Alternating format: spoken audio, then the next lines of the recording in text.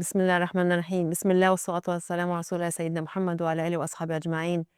Last episode we ended off talking about how Yusuf was feeling when he was in the depth of the well. He knew that Allah subhanahu wa ta'ala was with him. He knew that Allah subhanahu wa ta'ala was going to protect him and get him out of the situation. And that's exactly what Allah subhanahu wa ta'ala did. A caravan came by, and all of a sudden, they think that there's water at the end of that well. They're trying to get some water for that well. And subhanAllah, no water comes up. But what comes up? A young man, a young, strong man. And subhanAllah, it is said in the books of tafsir that all the people who pulled him out of the well, they were astonished at his strength and his how handsome he was. And we know that Sayyidina Yusuf, subhanAllah, is one of the most beautiful people that ever walked the face of the earth. And they pull him out of the well. And they say, it seems like he's a lost boy. There's no family around him. Seems like he didn't come from anywhere. Guess what? He's an amazing commodity. He's an amazing asset. We're going to sell him on the trade, in the slave trade. That's what they did those days. They found a strong young man and they were going to try to make money off of him. And so, subhanAllah, they take him on their caravan, and all of a sudden, Yusuf finds himself being taken further and further and further away from home. Home for him was with his father, right? And his brothers. They were a huge tribe. And we know that, although his lineage was to Sayyidina Ibrahim, Sayyidina Ibrahim was born and raised in Iraq, but eventually he would find his way to Jerusalem, to Palestine. And this is where, Sayyidina Yusuf was being raised. His father Yaqub and his brothers, his family, his tribe, they were all in the lands of Palestine. And so all of a sudden he finds himself part of this caravan as a slave, as a commodity, and he's being taken further and further away from his home. And he is taken on this caravan all the way to the land of Egypt. And it is in Egypt in which these people that own the caravan sell Yusuf in the slave market. And he is bought by the Aziz. And the Quran subhanahu wa ta'ala describes the man that buys him as the Aziz. The Aziz is a man who is wealthy. He lives in an amazing mansion. He has, people that work for him. He works for the government, so he works under the king of Egypt at that time. So a man of prestige, right, and honor and respect in the lands of Egypt at that time. The Aziz buys Yusuf and he brings him home to his wife, and he says to her, I have brought him home. We do not have children. Maybe we can take him as a son, or maybe we can just take him as a servant around our home and in our properties. And so we think about Prophet Yusuf at this time, right? Where he came from and where he is now. Imagine he's in a place of a completely different culture as a young man. I mentioned to you in the last episode, he's a young teenager. We believe that he spent the years that he spent in the house of the Aziz, which was between the years of maybe 14 to 17, 14 to 18. He was a teenager at that time. Imagine what we are like today in that age, what young men are like today as teenagers in that age. He finds that he has left everything that he knows. He's in a place where there's a different language, a foreign language, a different culture, different ways that people communicate, different ways that people carry themselves. He comes from a tribe in which they were like Bedouins. They lived in that kind of setting in Palestine, and now he's in a bustling, kind of, where there's a king and there's a town and there's people and there's, he lives in this huge home in luxury and wealth. This is how he finds himself. A lot of fitnah, lots of testing around him, people and things and opportunities to entertain himself, opportunities to go into relationships that are not necessarily good for him. This is the situation that Yusuf finds himself. And remember, I mentioned to you, he's strong, he's handsome. This is a situation that this Yusuf, as a young teenager, finds himself. But subhanAllah, we go back to the fact that he was grounded. He was rooted in the understanding of who he was, what was his identity, what he was meant to do, the dream that he had, what his father had taught him, the experiences that had with his father.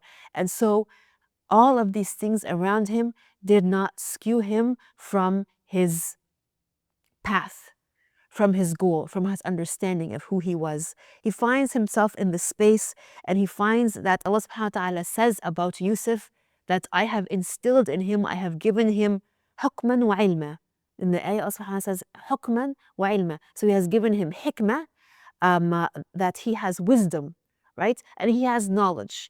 And so in these formative years of his life, where he finds himself in this testing environment, and he shows Allah subhanahu wa ta'ala that he is min al-muhsinin, that he is really somebody who understands how excellent he has to carry himself for the sake of his responsibility, right? And for the sake of what his father has taught him, who he needs to become. And so Allah subhanahu wa ta'ala then gives him the blessing because he's a muhsin, he gives him hikmah. Because he is a mukhlis, because he works hard to remain of one of ihsan, then Allah gives him ilm also. He gives him knowledge.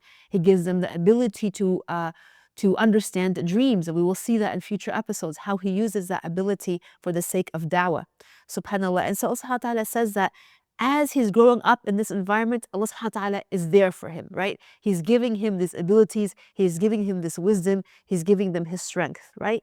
But subhanAllah, regardless of all of this, Allah subhanahu wa ta'ala teaches us in this part of the story of Sayyidina Yusuf that in the end, Yusuf is still a young man and a human, right? He still has desires. He's got this, we are told that the wife of the Aziz, she's pretty young, she's pretty, she's attractive. Yusuf is in this house with her all the time. She tries to get his attention. She tries to make him, go into a relationship with her. And he tries to fend her off. He tries to turn his back to her and to say no to her. And subhanallah, Allah subhanahu wa ta'ala tells us in the Quran that وَهَمَّ بِهَا لَوْلَا أَنْ رَأَى بُرْهَانَ رَبِّهِ. He would have also been interested in her or attracted to her if he had not seen the signs of his Lord, right? So the idea that we said in the first episode, Allah subhanahu wa ta'ala, if you are turning to him and asking him for your support and doing your best to remain on his path and not to fall in the evil, then Allah will be there for you. And so he saw Allah subhanahu wa ta'ala guiding him all the time. He saw Allah subhanahu wa ta'ala protecting him. In the moments when he was getting weak, he would remember Allah subhanahu wa ta'ala. Some Mufassirin actually say that this ayah also means that he would remember his father and what his father had taught him. So, both of these things, his Lord is always with him, and his mentor, the message that was deeply rooted in his heart from his father, was always in the forefront of his mind also, reminding him to stay protected and to stay away from all of these evil things that he was facing in this luxurious life with the wife of the Aziz in her home. And then, subhanAllah, he finds himself being pulled towards these things over and over. Not only does the wife of the Aziz herself try to make him fall into a haram relationship with her, he also finds that she calls her friends, she calls her friends to her house, and she makes him, walk in front of them, and they are like, subhanAllah, this is an angel from how handsome he is. Just he finds himself in situations where he doesn't like to be. He's uncomfortable, subhanAllah. Can you imagine that he chose this path? He could have said, I'm alone. My father doesn't see me. Look where I am now. I can indulge in all of these luxuries. I can indulge in all of these things, this food, this drink, this woman. He is at that age in which that would have been so easy. But look at the choices that Yusuf made. Right? We learn from Yusuf. As young people in this society, we are faced with these same challenges every single day in our schools, in our streets, in our shopping spaces, on our phones, in our social media, this bombardment of these fitan and these tests. And sometimes we think we are alone. And sometimes we think, I can get away from this. Why don't I just indulge in this? Yusuf had that opportunity, but he said, no, I remember my Lord. I remember what I've been taught. I know my purpose. I have a dream. I have a goal for myself that is bigger and better than all of this. And so, subhanAllah, he stays away from all of these things.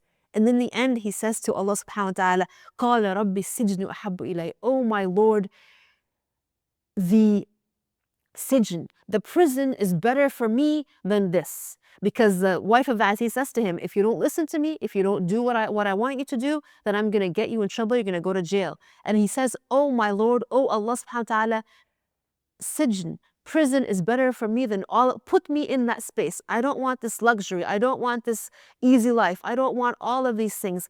I want to be in a place in which my iman, my faith, my identity is protected. Again, let us reflect on these choices of Sayyidina Yusuf and how he, asked Allah subhanahu wa ta'ala to protect him, to take him to a place that we think is worse, from a place that we think is amazing, just for the sake of his character and his faith and his heart. And inshallah, we'll pick up on the story next episode. Wassalamu alaikum wa rahmatullahi wa barakatuh.